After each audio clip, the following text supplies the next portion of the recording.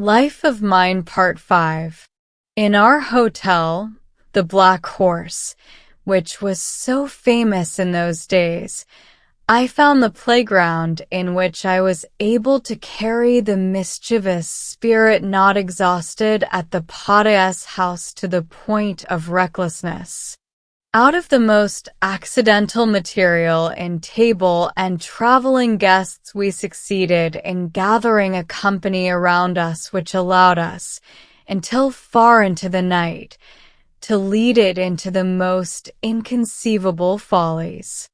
To all this I was incited more particularly by the personality of a very timid and undersized businessman from Frankfurt on the Oder, who longed to seem of a daring disposition, and his presence stimulated me, if only owing to the remarkable chance it gave me of coming into contact with someone who was at home in Frankfurt on the Oder. Anyone who knows how things then stood in Austria can form some idea of my recklessness when I say that I once went so far as to cause our symposium in the public room to bellow the Marseillaise out loud into the night. Therefore, when after this heroic exploit was over, and while I was undressing, I clambered on the outer ledges of the windows from one room to the other on the second floor, I naturally horrified those who did not know of the love of acrobatic feats which I had cultivated in my earliest boyhood. Even if I had exposed myself without fear to such dangers, I was soon sobered down next morning by a summons from the police. When, in addition to this, I recalled the singing of the Marseillaise, I was filled with the gravest fears.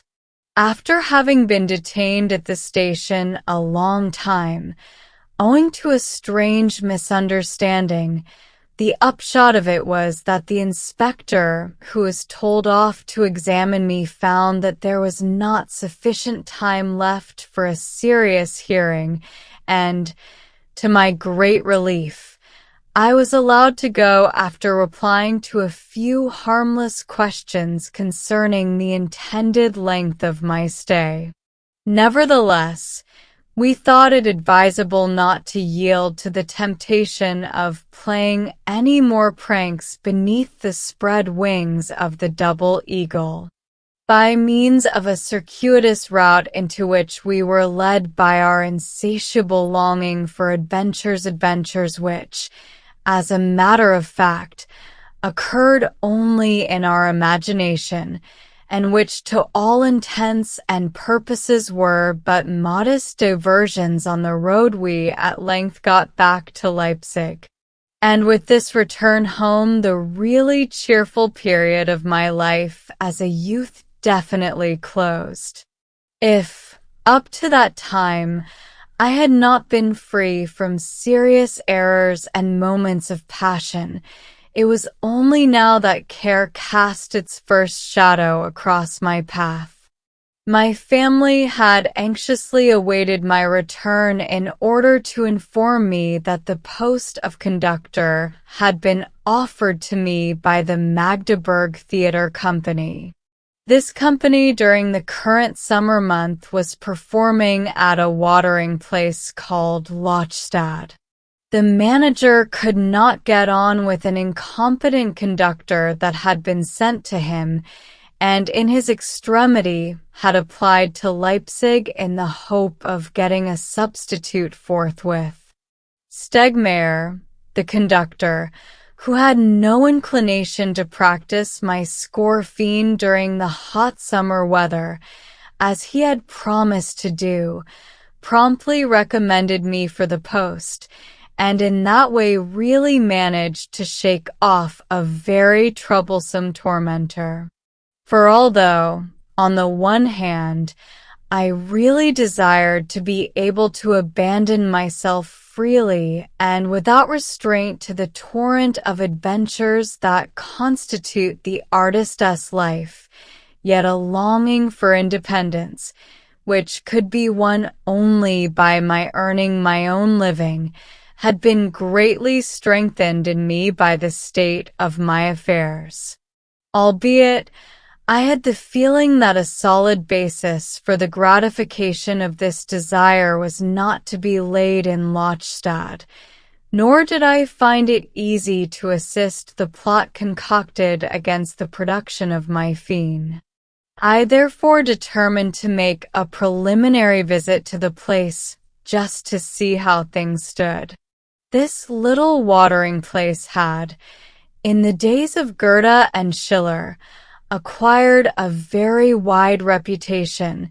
Its wooden theater had been built according to the design of the former, and the first performance of the Brat von Messina had been given there. But although I repeated all this to myself, the place made me feel rather doubtful. I asked for the house of the director of the theater. He proved to be out, but a small dirty boy, his son, was told to take me to the theater to find Papa de Papa, however, met us on the way. He was an elderly man. He wore a dressing gown, and on his head a cap. His delight at greeting me was interrupted by complaints about a serious indisposition, for which his son was to fetch him a cordial from a shop close by. Before dispatching the boy on this errand, he pressed a real silver penny into his hand with a certain ostentation, which was obviously for my benefit. This person was Heinrich Bethmann, surviving husband of the famous actress of that name, who, having lived in the heyday of the German stage, had won the favor of the King of Prussia, and won it so lastingly that long after her death it had continued to be extended to her spouse. He always drew a nice pension from the Prussian court and permanently enjoyed its support without ever being able to forfeit its protection by his irregular and dissipated ways. At the time of which I am speaking, he had sunk to his lowest, owing to continued theater management. His speech and manners revealed the sugary refinement of a bygone day, while all that he did and everything about him testified to the most shameful neglect. He took me back to his house, where he presented me to his second wife, who, crippled in one foot, lay on an extraordinary couch while an elderly bass, concerning whose excessive devotion Bethmann had already complained to me quite openly, smoked his pipe beside her. From there the director took me to his stage manager, who lived in the same house. With the latter, who was just engaged in a consultation about the repertory with the theater attendant, a toothless old skeleton, he left me to settle the necessary arrangements. As soon as Bethmann had gone, Schmale, the stage manager, shrugged his shoulders and smiled, assuring me that that was just the way of the director, to put everything on his back and trouble himself about nothing. There he had been sitting for over an hour, discussing with Croge what should be put on next Sunday. It was all very well his starting Don Juan, but how could he get a rehearsal carried out when the Merseburg town bandsmen who formed the orchestra would not come over on Saturday to rehearse? All the time Schmale kept reaching out through the open window to a cherry tree from which he picked and persistently ate the fruit, ejecting the stones with a disagreeable noise. Now it was this last circumstance in particular which decided me, for, Strange to say, I have an innate aversion from fruit. I informed the stage manager that he need not trouble at all about Don Juan for Sunday, since for my part, if they had reckoned on my making my first appearance at this performance, I must anyhow disappoint the director, as I had no choice but to return at once to Leipzig, where I had to put my affairs in order. This polite manner of tendering my absolute refusal to accept the appointment a conclusion I had quickly arrived at in my own mind forced me to practice some dissimulation, and made it necessary for me to appear as if I really had some other purpose in coming to Lochstad. This pretense in itself was quite unnecessary, seeing that I was quite determined never to return there again. People offered to help me in finding a lodging, and a young actor whom I had chanced to know at Würzburg undertook to be my guide in the matter. While he was taking me to the best lodging he knew, he told me that presently he would do me the kindness of making me the housemate of the prettiest and nicest girl to be found in the place at the time. She was the junior lead of the company, Mademoiselle Minna Planer, of whom doubtless I had already heard. As luck would have it, the promised damsel met us at the door of the house in question. Her appearance and bearing formed the most striking contrast possible to all the unpleasant impressions of the theatre which it had been my lot to receive on this fateful morning.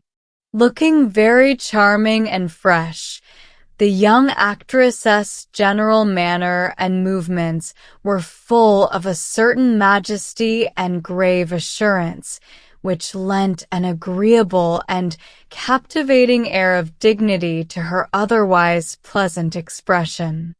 Her scrupulously clean and tidy dress completed the startling effect of the unexpected encounter. After I had been introduced to her in the hall as the new conductor, and after she had done regarding with astonishment the stranger who seemed so young for such a title, she recommended me kindly to the landlady of the house, and begged that I might be well looked after, whereupon she walked proudly and serenely across the street to her rehearsal. I engaged a room on the spot, agreed to Don Juan for Sunday, regretted greatly that I had not brought my luggage with me from Leipzig, and hastened to return thither as quickly as possible in order to get back to Lochstad all the sooner. The die was cast. The serious side of life at once confronted me in the form of significant experiences. At Leipzig, I had to take a furtive leave of Lobby. At the instance of Prussia, he had been warned off Saxon soil, and he half guessed at the meaning which was to be attached to this move. The time of undisguised reaction against the liberal movement of the early 30s had set in. The fact that Lobby was concerned in no sort of political work, but had devoted himself merely to literary activity, always aiming simply at aesthetic objects, made the action of the police quite incomprehensible to us for the time being. The disgusting ambiguity with which the Leipzig authorities answered all his questions as to the cause of his expulsion soon gave him the strongest suspicions as to what their intentions towards him actually were. Leipzig, as the scene of his literary labors, being inestimably precious, it mattered greatly to him to keep within reach of it.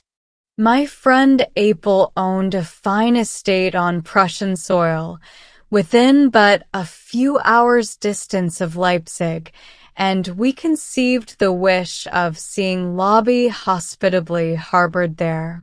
My friend, who without infringing the legal stipulations was in a position to give the persecuted man a place of refuge, immediately assented, and with great readiness, to our desire, but confessed to us next day, after having communicated with his family, that he thought he might incur some unpleasantnesses if he entertained Lobby.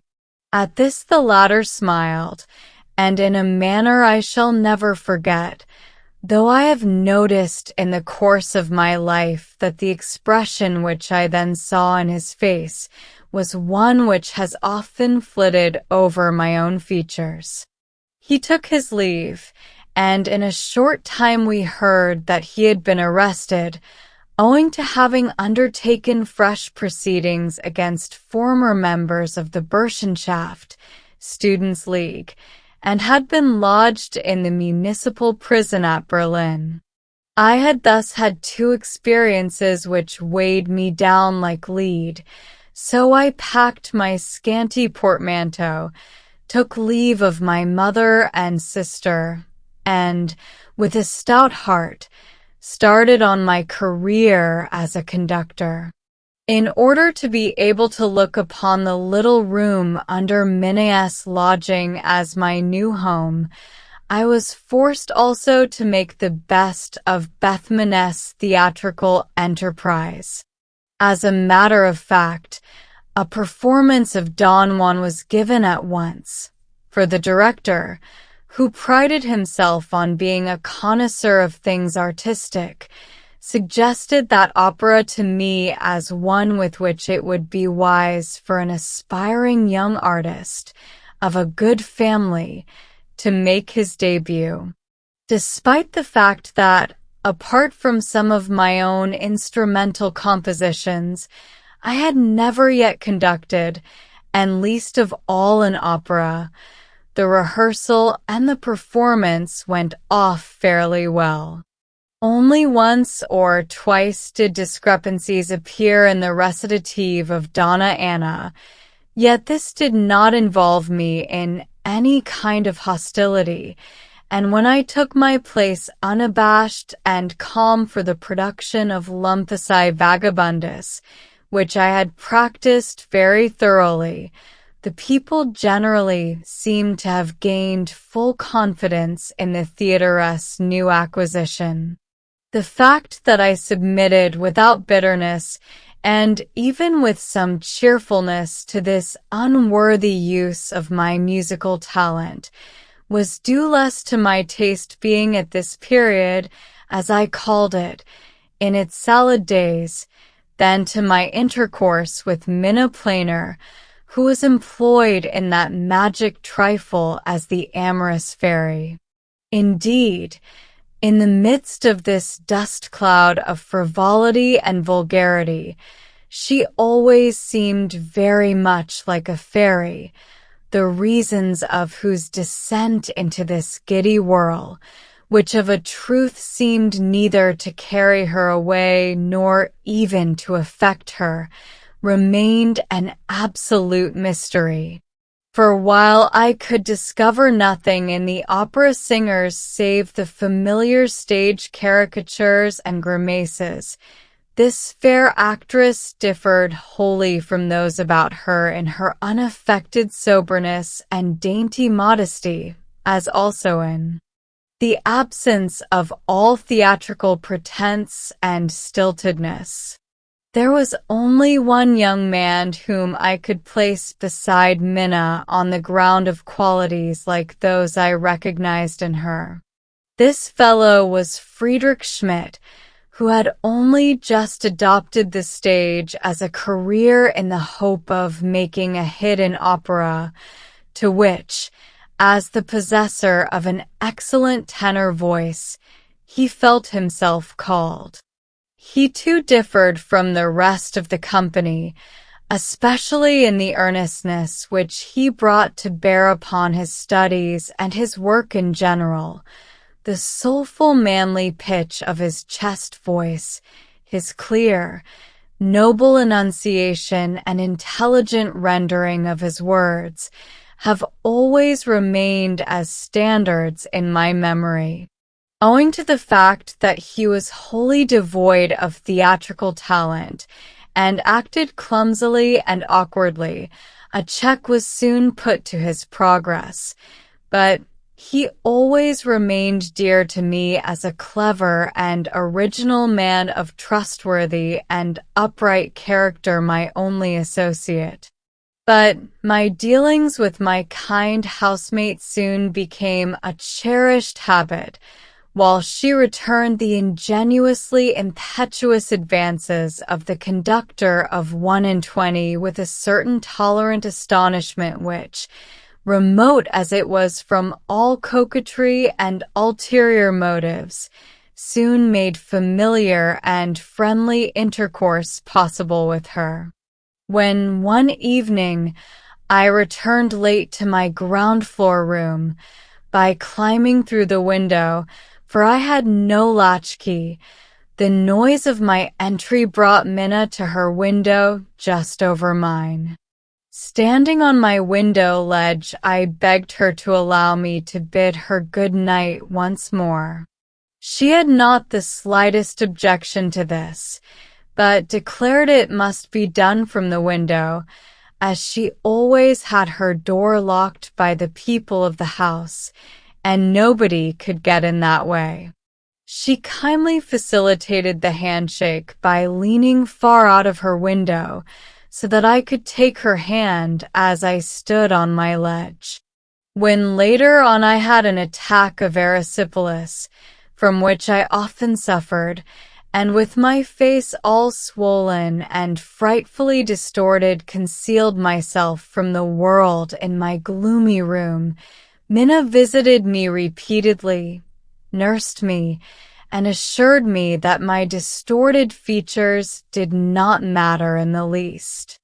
On recovering, I paid her a visit and complained of a rash that had remained round my mouth, and which seemed so unpleasant that I apologized for showing it to her. This also she made light of. Then I inferred she would not give me a kiss, whereupon she at once gave me practical proof that she did not shrink from that either. This was all done with a friendly serenity and composure that had something almost motherly about it, and it was free from all suggestion of frivolity or of heartlessness. In a few weeks the company had to leave Lochstad to proceed to Rudolstad and fulfill a special engagement there. I was particularly anxious to make this journey, which in those days was an arduous undertaking, in Minna's company, and if only I had succeeded in getting my well-earned salary duly paid by Bethman, nothing would have hindered the fulfillment of my wish. But in this matter I encountered exceptional difficulties, which in the course of eventful years grew in chronic fashion into the strangest of ailments. Even at Lochstad I had discovered that there was only one man who drew his salary in full, namely the bass Nysel, whom I had seen smoking his pipe beside the couch of the directoress' lame wife. I was assured that if I cared greatly about getting some of my wages from time to time, I could obtain this favor only by paying court to Madame Bethman. This time I preferred once more to appeal to my family for help, and therefore traveled to Rudolstad through Leipzig, where, to the sad astonishment of my mother, I had to replenish my coffer with the necessary supplies. On the way to Leipzig, I had traveled with Apel through his estate, he having fetched me from Lochstad for the purpose. His arrival was fixed in my memory by a noisy banquet which my wealthy friend gave at the hotel in my honor. It was on this occasion that I and one of the other guests succeeded in completely destroying a huge, massively built Dutch tile stove, such as we had in our room at the inn. Next morning, none of us could understand how it had happened. It was on this journey to Rudolstadt that I first passed through Weimar, where on a rainy day I strolled with curiosity, but without emotion, towards Goethe's house. I had pictured something rather different, and thought I should experience livelier impressions from the active theater life of Rudolstadt, to which I felt strongly attracted. In spite of the fact that I was not to be conductor myself, this post having been entrusted to the leader of the Royal Orchestra, who had been specially engaged for our performances, yet I was so fully occupied with rehearsals for the many operas and musical comedies required to regale the frivolous public of the Principality that I found no leisure for excursions into the charming regions of this little land. In addition to these severe and ill-paid labors, 2 passions held me chained during the 6 weeks of my stay in Rudolstadt. These were, first, a longing to write the libretto of Liebesverbot, and secondly, my growing attachment to Minna. It is true, I sketched out a musical composition about this time, a symphony in E major, whose first movement, 3 of 4 time, I completed as a separate piece. As regards style and design, this work was suggested by Beethoven's 7th and 8th symphonies, and, so far as I can remember, I should have had no need to be ashamed of it, had I been able to complete it or keep the part 1 had actually finished. But I had already begun at this time to form the opinion that, to produce anything fresh and truly noteworthy in the realm of symphony and according to Beethoven's methods, was an impossibility. Whereas opera, to which I felt inwardly drawn, though I had no real example I wished to copy, presented itself to my mind in varied and alluring shapes as a most fascinating form of art. Thus, amid manifold and passionate agitations, and in the few leisure hours which were left to me, I completed the greater part of my operatic poem, taking infinitely more pains, both as regards words and versification, than with the text of my earlier Fiend. Moreover, I found myself possessed of incomparably greater assurance in the arrangement and partial invention of situations than when writing that earlier work. On the other hand, I now began for the first time to experience the cares and worries of a loveress jealousy. A change, to me inexplicable, manifested itself in Minna's hitherto unaffected and gentle manner towards me. It appears that my artless solicitations for her favor, by which at that time I meant nothing serious, and in which a man of the world would merely have seen the exuberance of a youthful and easily satisfied infatuation, had given rise to certain remarks and comments upon the popular actress. I was astonished to learn, first from her reserved manner, and later from her own lips, that she felt compelled to inquire into the seriousness of my intentions and to consider their consequences. She was at that time, as I had already discovered, on very intimate terms with a young nobleman whose acquaintance I first made in Lochstad, where he used to visit her. I had already realized on that occasion that he was unfeignedly and cordially attached to her. In fact, in the circle of her friends, she was regarded as engaged to Havano, although it was obvious that marriage was out of the question, as the young lover was quite without means, and owing to the high standing of his family, it was essential that he should sacrifice himself to a marriage of convenience, both on account of his social position and of the career which he would have to adopt. During this stay at Rudolstad, Minna appears to have gathered certain information on this point which troubled and depressed her, thus rendering her more inclined to treat my impetuous attempts at courtship with cool reserve. After mature deliberation, I recognized that, in any case, young Europe, Ardinghello, and Liebesverbot could not be produced at Rudolstad, but it was a very different matter for the Fie Amorosa, with its merry theatrical mood, and an Ullikerberger kind to seek a decent livelihood.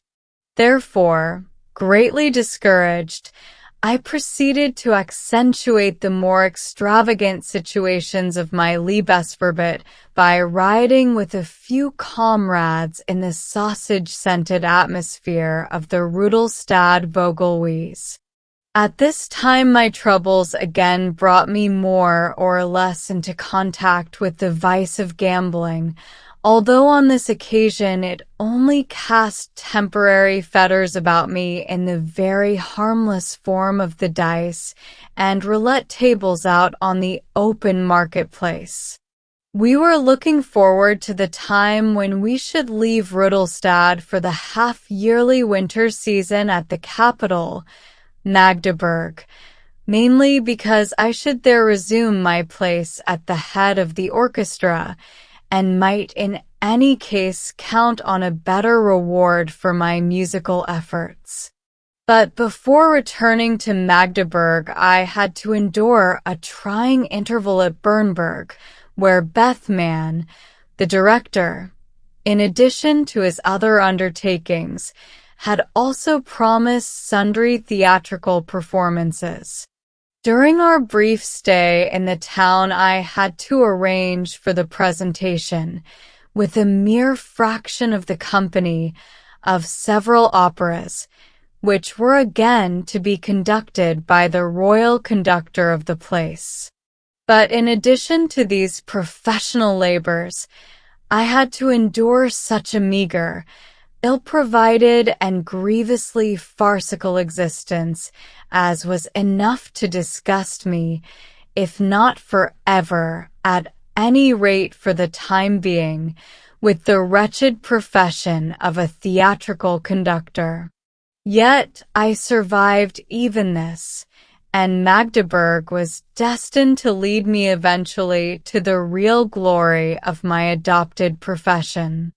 The sensation of sitting in command at the very conductoress desk from which, not many years before, the great master Kuhnlein had so moved the perplexed young enthusiast by the weighty wisdom of his musical directorship, was not without its charm. For me, and, indeed, I very quickly succeeded in obtaining perfect confidence in conducting an orchestra.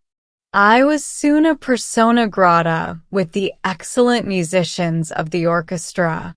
Their splendid combination in spirited overtures, which, especially towards the finale, I generally took at an unheard of speed, often earned for us all the intoxicating applause of the public.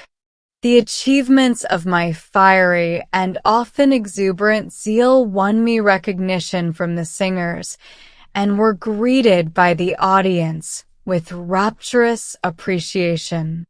As in Magdeburg, at least in those days, the art of theatrical criticism was but slightly developed. This universal satisfaction was a great encouragement, and at the end of the first 3 months of my Magdeburg conductorship, I felt sustained by the flattering and comforting assurance that I was one of the bigwigs of opera. Under these circumstances, Smale, the stage manager, who has been my good friend ever since, proposed a special gala performance for New Year's Day, which he felt sure would be a triumph. I was to compose the necessary music. This was very speedily done. A rousing overture, several melodramas and choruses were all greeted with enthusiasm and brought us such ample applause that we repeated the performance with great success, although such repetitions after the actual gala day were quite contrary to usage. With the new year, 1835, there came a decisive turning point in my life. After the rupture between Minna and myself at Rudolstadt, we had been to some extent lost to one another, but our friendship was resumed on our meeting again in Magdeburg. This time, however, it remained cool and purposely indifferent.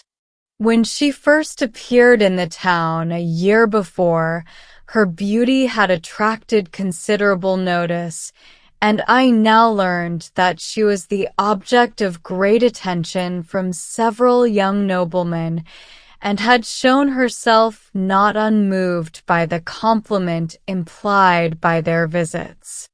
Although her reputation, thanks to her absolute discretion and self-respect, remained beyond reproach, my objection to her receiving such attentions grew very strong, owing possibly, in some degree, to the memory of the sorrows I had endured in Pata S. house in Prague.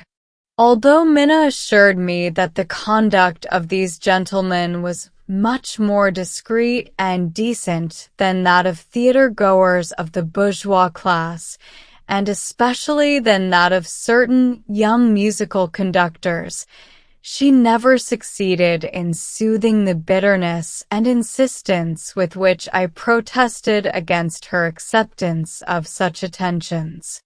So we spent 3 unhappy months in ever-increasing estrangement, and at the same time, in half-frantic despair, I pretended to be fond of the most undesirable associates, and acted in every way with such blatant levity that Minna, as she told me afterwards, was filled with the deepest anxiety and solicitude concerning me.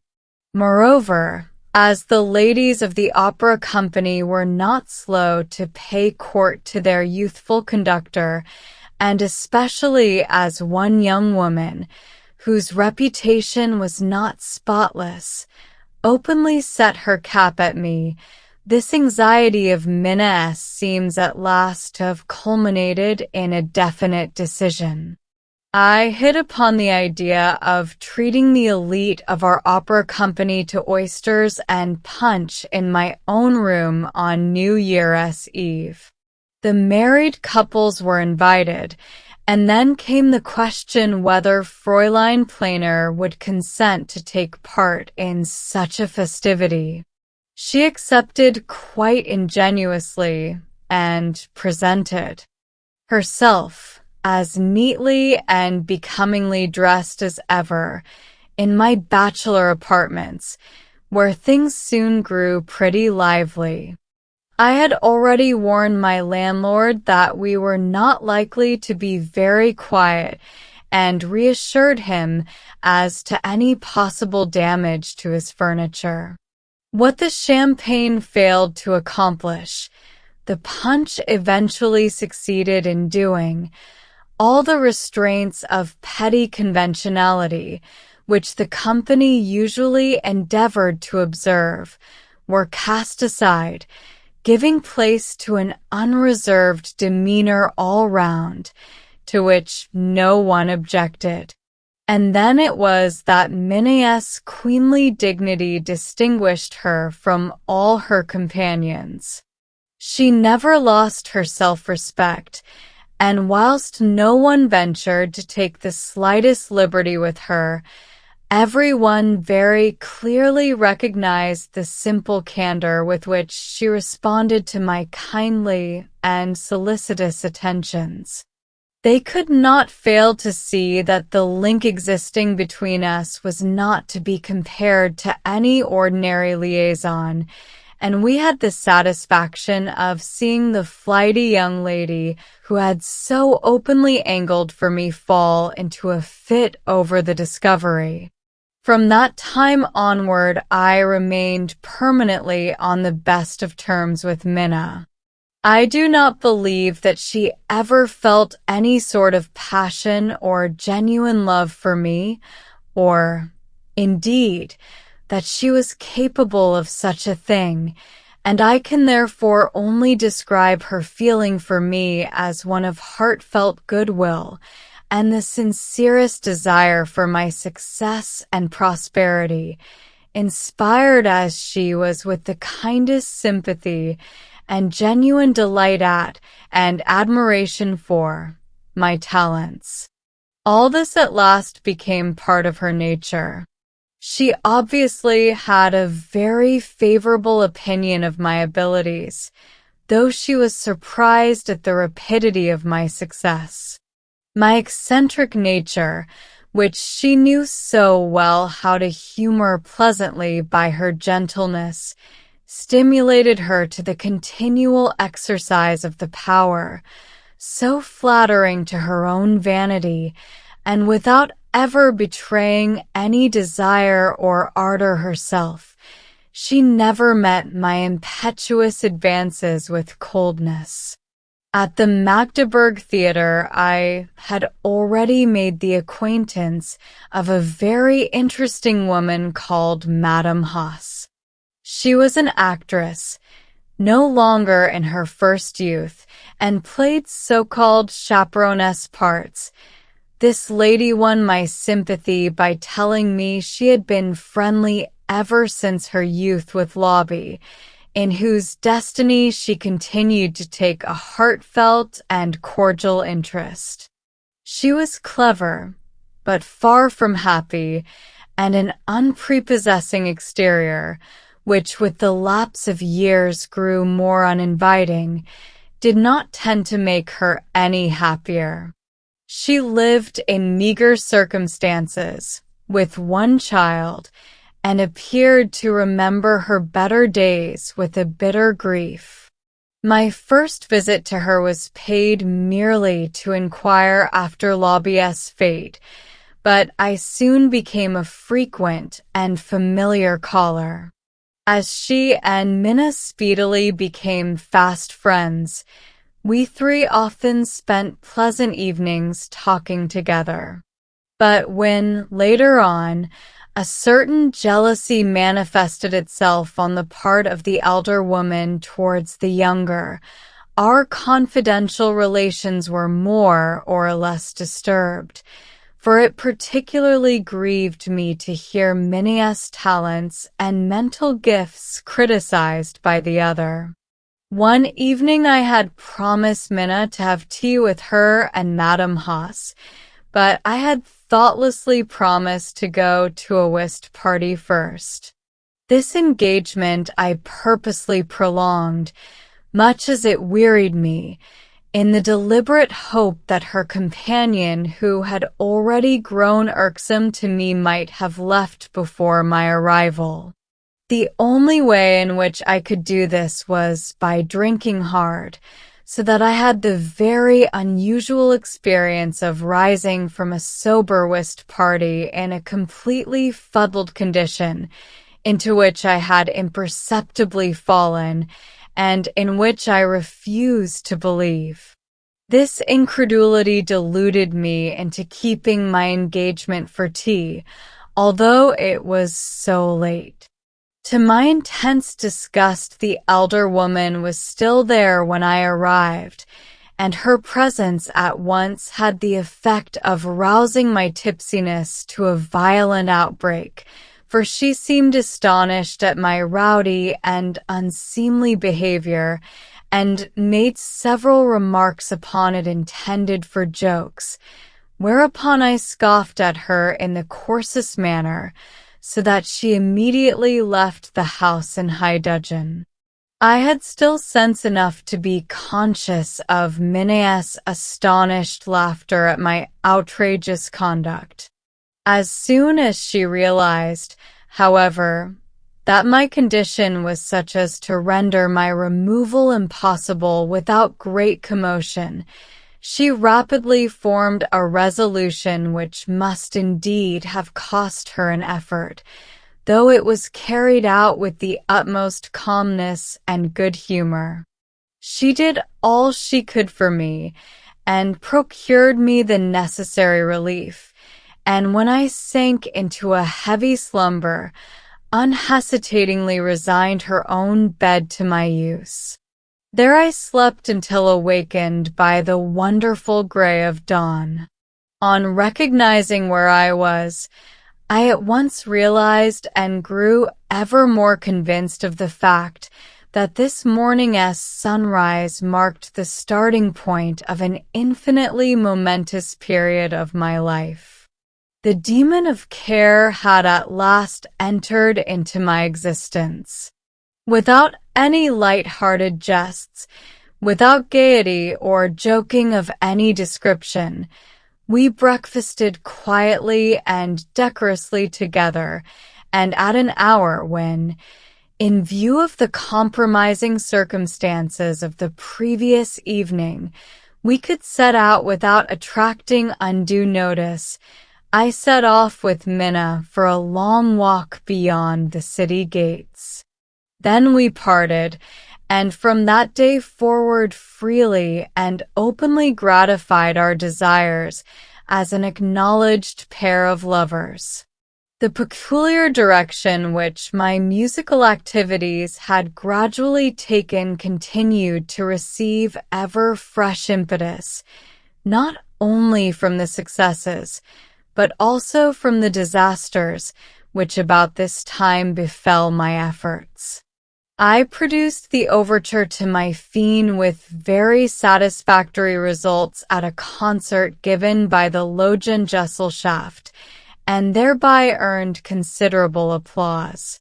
On the other hand, news came from Leipzig confirming the shabby action of the directors of the theatre in that place with regard to the promised presentation of this opera.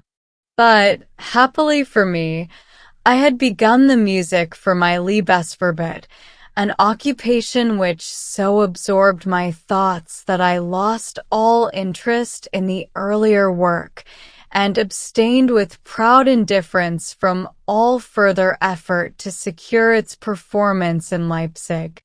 The success of its overture alone amply repaid me for the composition of my first opera.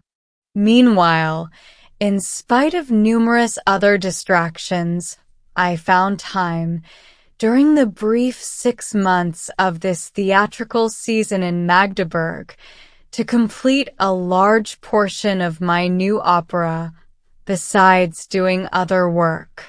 I ventured to introduce 2 duets from it at a concert given in the theater, and their reception encouraged me to proceed hopefully with the rest of the opera.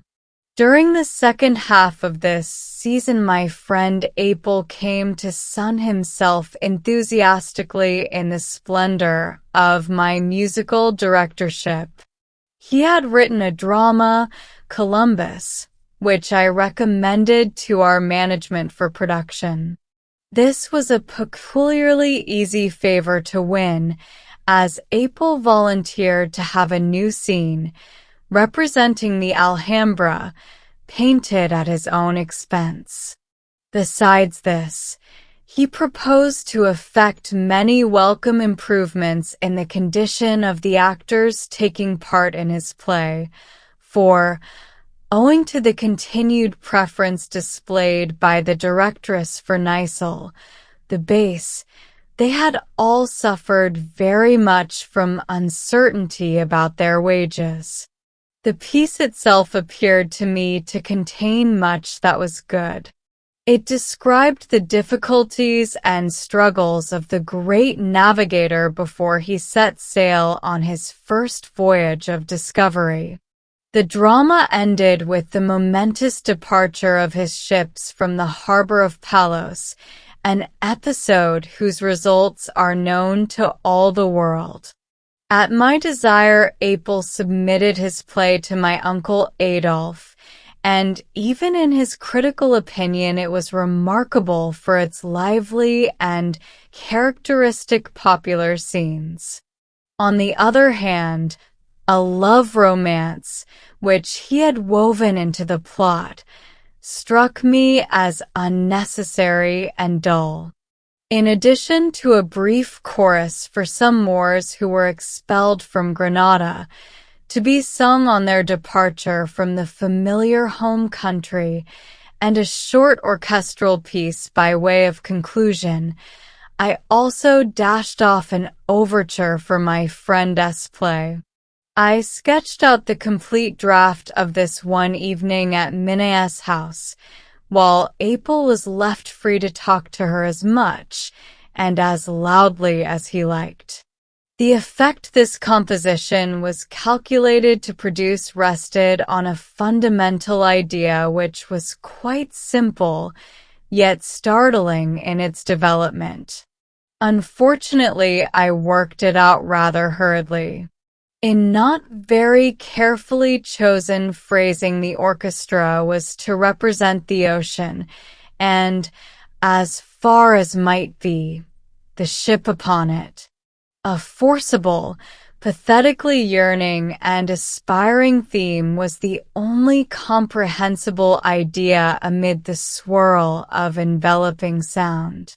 When the whole had been repeated, there was a sudden jump to a different theme in extreme pianissimo, accompanied by the swelling vibrations of the first violins, which was intended to represent a fata morgana. I had secured 3 pairs of trumpets in different keys in order to produce this exquisite, gradually dawning and seductive theme with the utmost niceties of shade and variety of modulation. This was intended to represent the land of desire towards which the hero's eyes are turned, and whose shores seem continually to rise before him only to sink elusively beneath the waves, until at last they soar in very deed above the western horizon, the crown of all his toil and search, and stand clearly and unmistakably revealed to all the sailors, a vast continent of the future. My 6 trumpets were now to combine in one key, in order that the theme assigned to them might re-echo in glorious jubilation. Familiar as I was with the excellence of the Prussian regimental trumpeters, I could rely upon a startling effect, especially in this concluding passage. My overture astonished everyone and was tumultuously applauded. The play itself, however, was acted without dignity. A conceited comedian named Ludwig Meyer completely ruined the title part, for which he excused himself on the ground that, having to act as stage manager also, he had been unable to commit his lines to memory.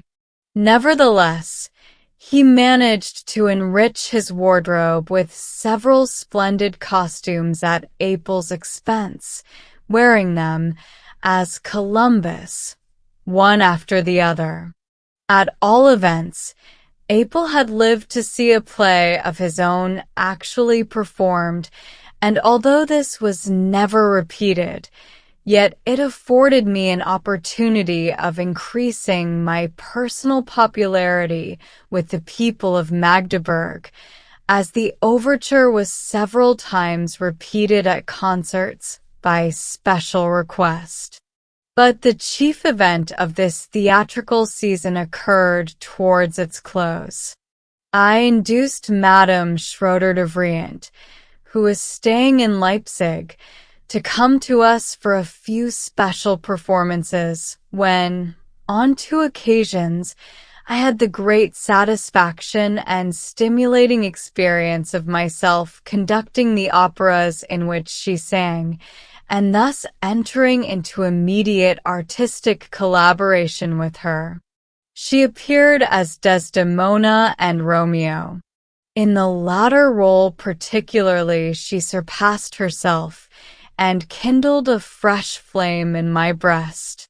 This visit brought us also into closer personal contact.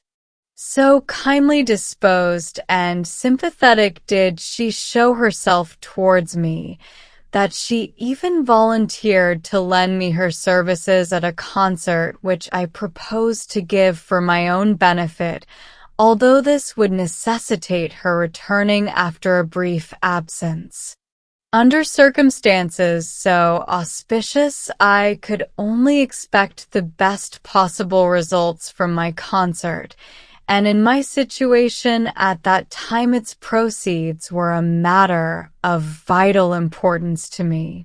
My scanty salary from the Magdeburg Opera Company had become altogether illusory, being paid only in small and irregular installments, so that I could see but one way of meeting my daily expenses. These included frequent entertainment of a large circle of friends, consisting of singers and players, and the situation had become unpleasantly accentuated by no small number of debts. True, I did not know their exact amount, but reckoned that I could at least form an advantageous, if indefinite, estimate of the sum to be realized by my concert, whereby the two unknown quantities might balance each other. I therefore consoled my creditors with the tale of these fabulous receipts, which were to pay them all in full the day after the concert. I even went so far as to invite them to come and be paid at the hotel to which I had moved at the close of the season. And, indeed, there was nothing unreasonable in my counting on the highest imaginable receipts, when supported by so great and popular a singer, who, moreover, was returning to Magdeburg on purpose for the event.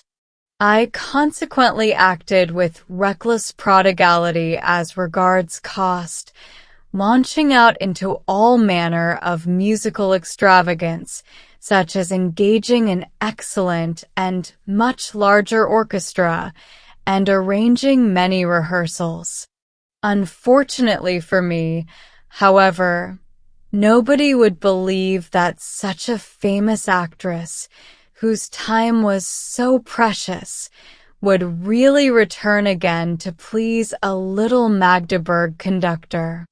My pompous announcement of her appearance was almost universally regarded as a deceitful maneuver, and people took offense at the high prices charged for seats.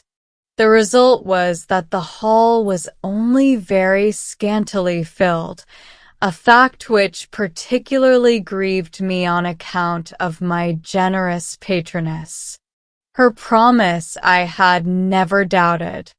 Punctually on the day appointed, she reappeared to support me, and now had the painful and unaccustomed experience of performing before a small audience. Fortunately, she treated the matter with great good humor, which, I learned later, was prompted by other motives, not personally concerning me. Among several pieces, she sang Beethoven's Adelita most exquisitely, wherein, to my own astonishment, I accompanied her on the piano. But, alas, another and more unexpected mishap befell my concert, through our unfortunate selection of pieces. Owing to the excessive reverberation of the saloon in the Hotel the City of London, the noise was unbearable.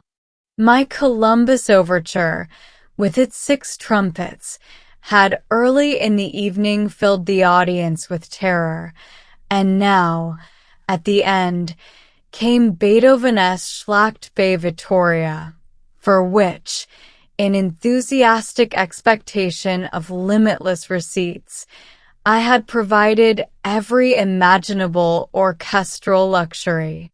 The firing of cannon and musketry was organized with the utmost elaboration on both the French and English sides, by means of specially constructed and costly apparatus, while trumpets and bugles had been doubled and trebled. Then began a battle, such as has seldom been more cruelly fought in a concert room. The orchestra flung itself, so to speak, upon the scanty audience with such an overwhelming superiority of numbers that the latter speedily gave up all thought of resistance and literally took to flight. Madame Schroeder de Vriend had kindly taken a front seat, that she might hear the concert to an end. Much as she may have been inured to terrors of this kind, this was more than she could stand, even out of friendship for me. When, therefore, the English made a fresh desperate assault upon the French position, she took to flight, almost wringing her hands. Her action became the signal for a panic-stricken stampede. Everyone rushed out, and Wellington's victory was finally celebrated in a confidential outburst between myself and the orchestra alone. Thus ended this wonderful musical festival. Schroeder de Vriend at once departed, deeply regretting the ill success of her well-meant effort, and kindly left me to my fate. After seeking comfort in the arms of my sorrowing sweetheart, and attempting to nerve myself for the morrow's battle, which did not seem likely to end in a victorious symphony, I returned next morning to the hotel. I found I could only reach my rooms by running the gauntlet between long rows of men and women in double file, who had all been specially invited thither for the settlement of their respective affairs. Reserving the right to select individuals from among my visitors for separate interview, I first of all led in the second trumpeter of the orchestra, whose duty it had been to look after the cash and the music. From his account I learned that, owing to the high fees which, in my generous enthusiasm, I had promised to the orchestra, a few more shillings and sixpences would still have to come out of my own pocket to meet these charges alone. When this was settled, the position of affairs was plain. The next person I invited to come in was Madame Gottschalk, a trustworthy Jewess, with whom I wanted to come to some arrangement respecting the present crisis. She perceived at once that more than ordinary help was required in this case, but did not doubt that I should be able to obtain it from my opulent connections in Leipzig. She undertook, therefore, to appease the other creditors with tranquilizing assurances and railed, or pretended to rail, against their indecent conduct with great vigor. Thus at last we succeeded, though not without some difficulty, in making the corridor outside my door once more passable. The theatrical season was now over, our company on the point of dissolution, and I myself free from my appointment. But meanwhile the unhappy director of our theater had passed from a state of chronic to one of acute bankruptcy. He paid with paper money, that is to say, with whole sheets of box tickets for performances which he guaranteed should take place. By dint of great craft, Minna managed to extract some profit even from these singular treasury bonds. She was living at this time most frugally and economically. Moreover, as the dramatic company still continued its efforts on behalf of its members, only the opera troupe having been dissolved, she remained at the theater. Thus, when I started out on my compulsory return to Leipzig, she saw me off with hearty good wishes for our speedy reunion, promising to spend the next holidays in visiting her parents in Dresden, on which occasion she hoped also to look me up in Leipzig.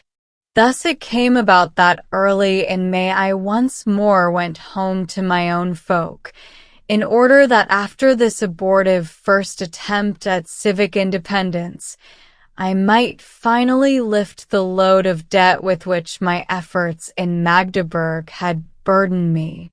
An intelligent brown poodle faithfully accompanied me, and was entrusted to my family for food and entertainment as the only visible property I had acquired.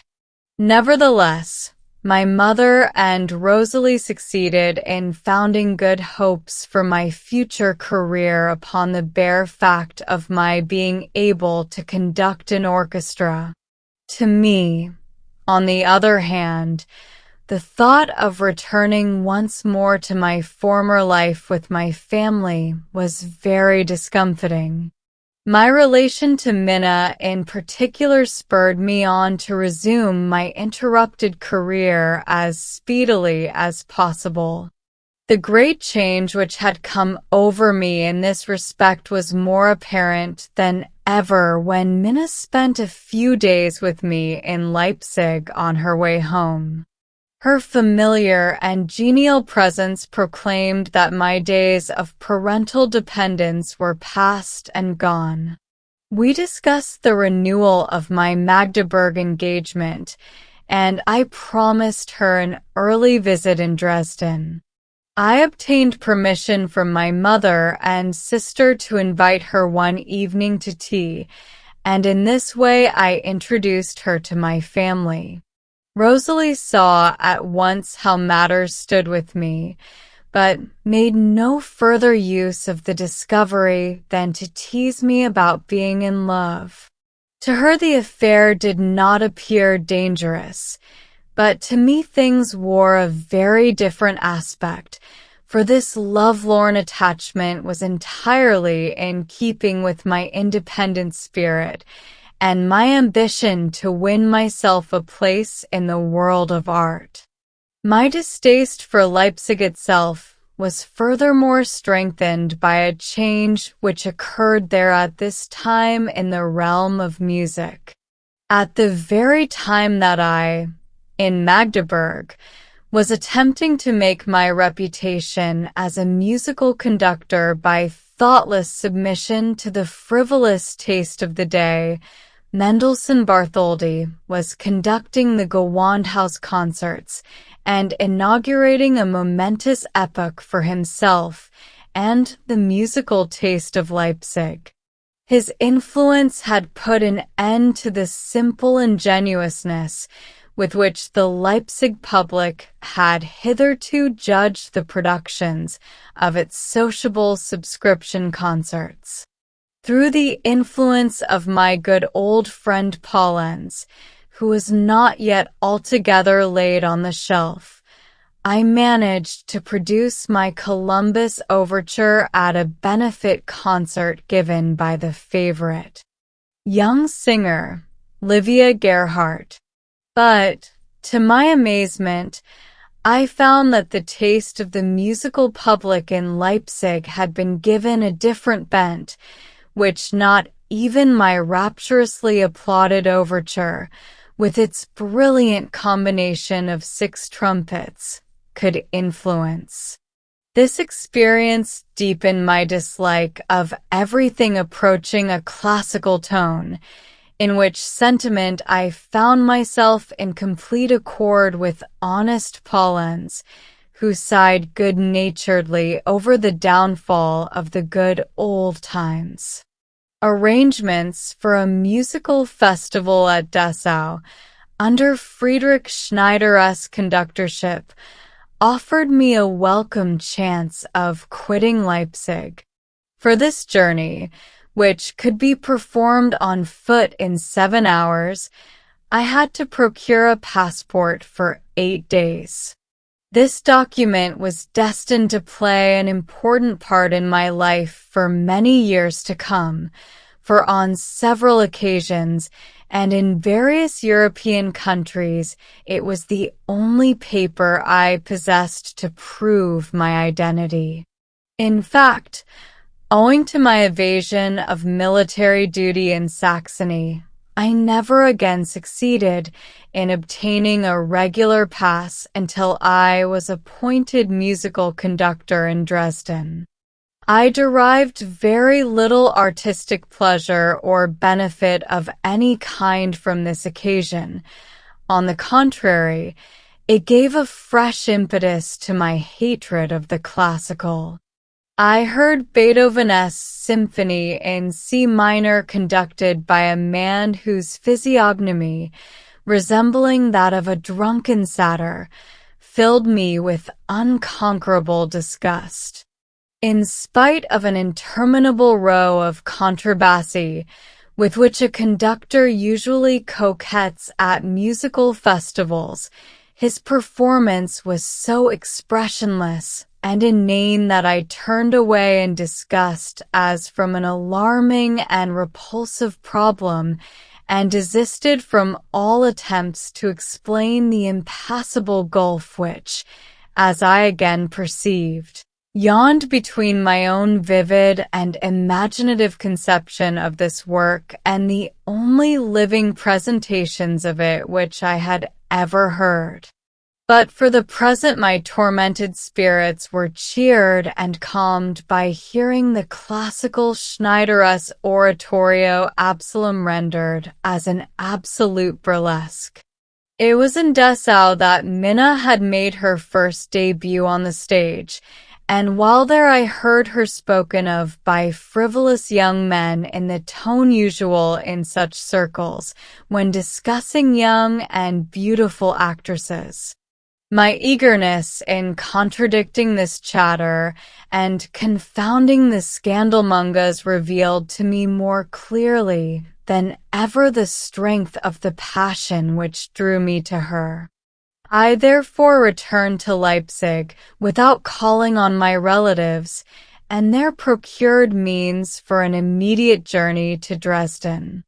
On the way, the journey was still performed by express coach. I met Minna, accompanied by one of her sisters, already on the way back to Magdeburg. Promptly procuring a posting ticket for the return journey to Leipzig, I actually set off thither with my dear girl, but by the time we reached the next station, I had succeeded in persuading her to turn back with me to Dresden. By this time the mail coach was far ahead of us, and we had to travel by special post-chaise. This lively bustling to and fro seemed to astonish the two girls, and put them into high spirits. The extravagance of my conduct had evidently roused them to the expectation of adventures, and it now behoved me to fulfill this expectation. Procuring from a Dresden acquaintance the necessary cash, I conducted my 2 lady friends through the Saxon Alps, where we spent several right merry days of innocent and youthful gaiety. Only once was this disturbed by a passing fit of jealousy on my part, for which, indeed, there was no occasion, but which fed itself in my heart on a nervous apprehension of the future, and upon the experience I had already gained of womankind. Yet, despite this blot, our excursion still lingers in my memory as the sweetest and almost sole remembrance of unalloyed happiness in the whole of my life as a young man. One evening in particular stands out in bright relief, during which we sat together almost all night at the watering place of Shandau in glorious summer weather. Indeed, my subsequent long and anxious connection with Minna, interwoven as it was with the most painful and bitter vicissitudes, has often appeared to me as a persistently prolonged expiation of the brief and harmless enjoyment of those few days. After accompanying Minna to Leipzig, whence she continued her journey to Magdeburg, I presented myself to my family, but told them nothing of my Dresden excursion. I now braced my energies, as though under the stern compulsion of a strange and deep sense of duty, to the task of making such arrangements as would speedily restore me to my dear 1's side. To this end a fresh engagement had to be negotiated with Director Bethman for the coming winter season. Unable to await the conclusion of our contract in Leipzig, I availed myself of Lobby's presence at the baths in Kassen, near Naumburg, to pay him a visit. Lobby had only recently been discharged from the Berlin municipal jail, after a tormenting inquisition of nearly a year's duration. On giving his parole not to leave the country until the verdict had been given, he had been permitted to retire to Kassen, from which place he, one evening, paid us a secret visit in Leipzig. I can still call his woebegone appearance to mind. He seemed hopelessly resigned, though he spoke cheerfully with regard to all his earlier dreams of better things, and owing to my own worries at that time about the critical state of my affairs, this impression still remains one of my saddest and most painful recollections. While at Kassen, I showed him a good many of the verses for my Liebesverbot, and although he spoke coldly of my presumption in wishing to write my own libretto, I was slightly encouraged by his appreciation of my work. Meanwhile, I impatiently awaited letters from Magdeburg. Not that I had any doubt as to the renewal of my engagement. On the contrary, I had every reason to regard myself as a good acquisition for Bethman, but I felt as though nothing which tended to bring me nearer to Minna could move fast enough. As soon as I received the necessary tidings, I hurried away to make all needful arrangements on the spot for ensuring a magnificent success in the coming Magdeburg operatic season.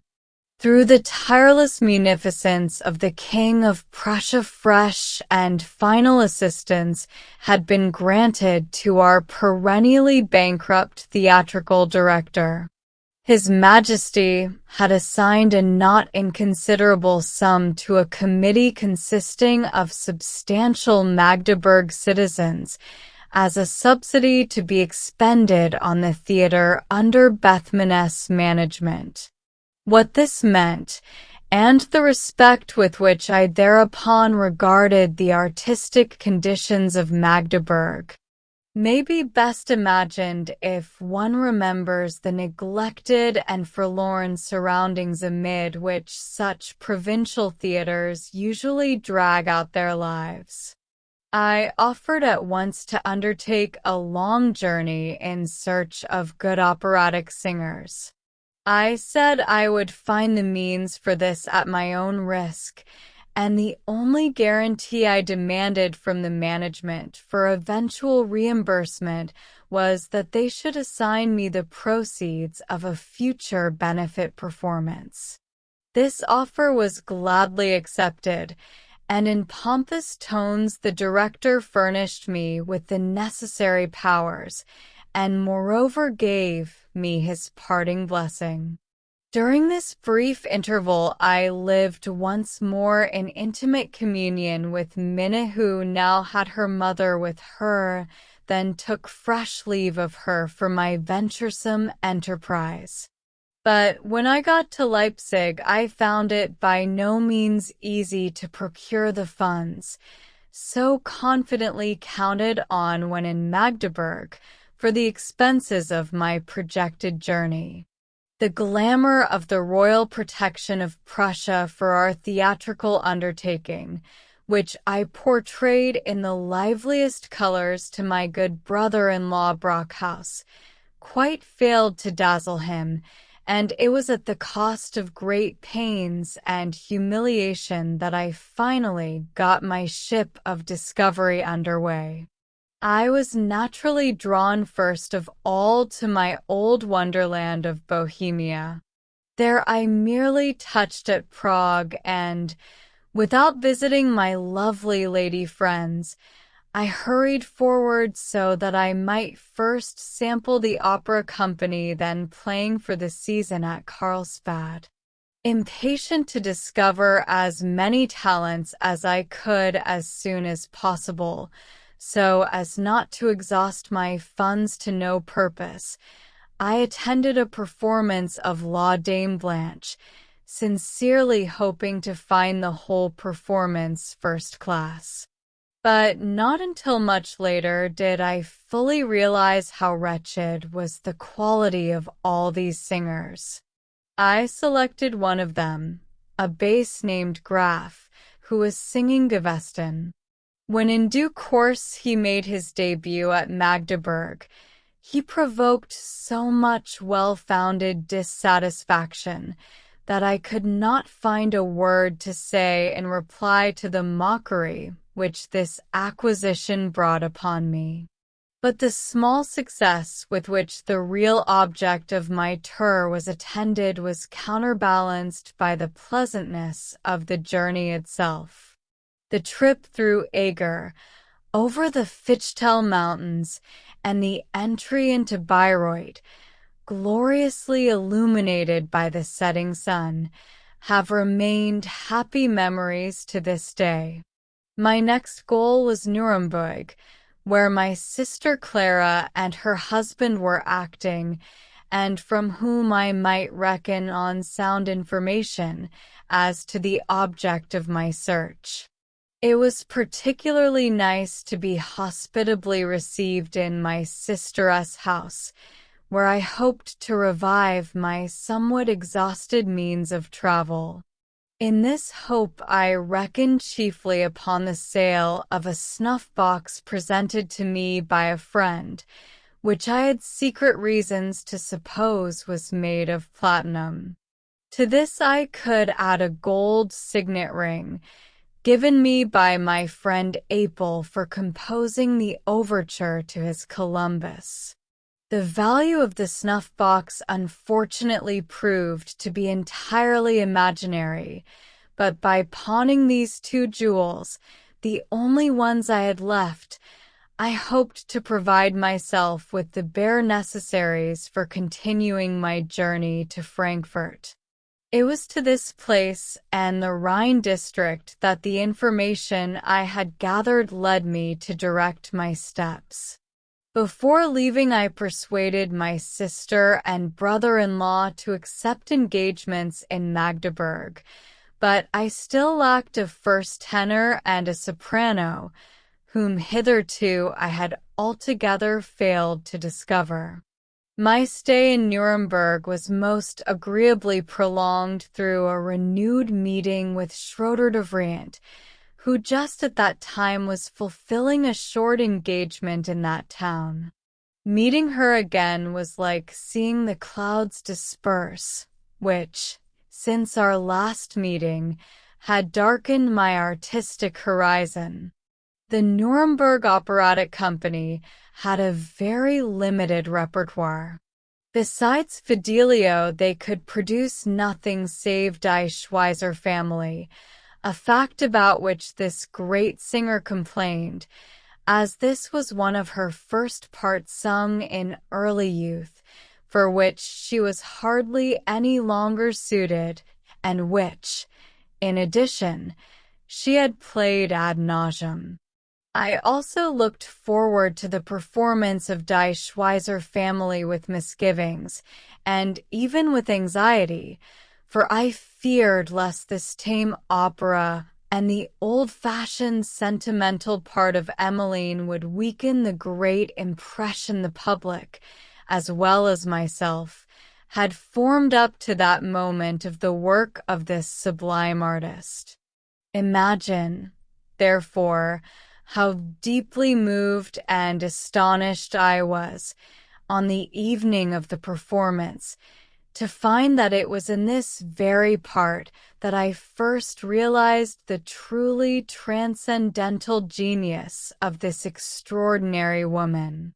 That anything so great as her interpretation of the character of the Swiss maiden could not be handed down to posterity as a monument for all time can only be looked upon as one of the most sublime sacrifices demanded by dramatic art, and as one of its highest manifestations. When, therefore, such phenomena appear, we cannot hold them in too great reverence, nor look upon them as too sacred. Apart from all these new experiences which were to become of so much value to my whole life and to my artistic development, the impressions I received at Nuremberg, though they were apparently trivial in their origin, left such indelible traces on my mind that they revived within me later on, though in quite a different and novel form.